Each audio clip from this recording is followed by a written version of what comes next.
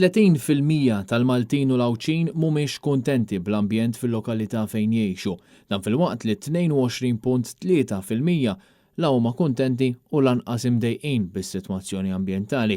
Dan ifisser li nofs il-popolazzjoni biss tinsab kuntenta bl-ambjent ta' madwarha.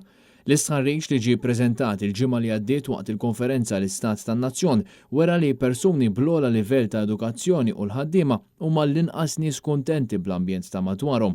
Fl-istħarriġ tiegħu Vince Marmara staqsa lill-pubbliku biex jażel bejn ġnien privat jew flus kontanti. 56.8% għażlu ġnien fuq il-flus. Min-naħa l-oħra, meta l-pubbliku kien mistoqsi jekk jaħsibx li l-awtorità tal-ippjanar għandix ikollha aktar poter, 65.7% wieġbu iva u għalhekk jaħsbu li din l-awtorità m'għandix biżżejjed poteri fuq dak li supposti inkarigata minnu. Waqt il-konferenza nazzjonali fil-panel bit-tema Siġra flok kantun ipparteċipaw il-Ministru tal-Ambjent Mirjam Dalli, il-kellim tal-Oppożizzjoni għall-Ambjent Janice Ketkuti, Andre Kallous mill-Moviment Graffiti u il-President tal-Assoċjazzjoni tal-Iżviluppaturi Michael Stivala. Tabella kera. Għaxħallew fuq però. Iwa, Sandre, l-estremi mhumiex tajjeb issa onestament. Għaliex bl-estremi maħna ħanaslu mkien. Jekk hemm affarijiet li jridu jiġu indirizzati, jiġu indirizzati. Jiġu magħna residenti imbikmin uħud minnhom u jiġu kompletament injorati jekk mhux imżebilħa. Jiddispjaċini, din ma naħsibx li hija pożizzjoni estrema.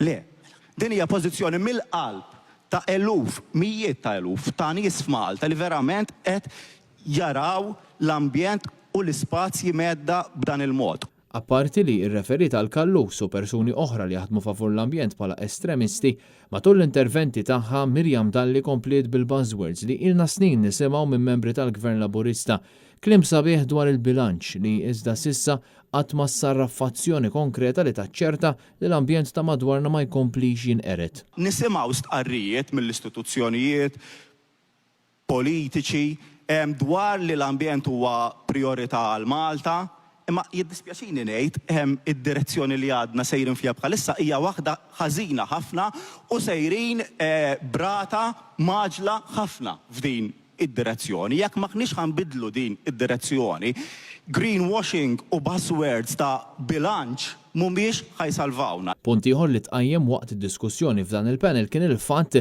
li d-dialogu dwar l-ambjent sar rari, jew inkella jekk isir ikun għal xejn għaliex id-daqqa dejjem jispiċċa joħod l-ambjent ta' madwarna. Hawnhekk inweġġa' għax id-dialogu inna nippruvaw li jsir, proposti ta' x'għandu jinbidel il-policies, l-awtoritajiet li għandhom jinbidlu u ma jinbidlux. U r-raġuni hija waħda.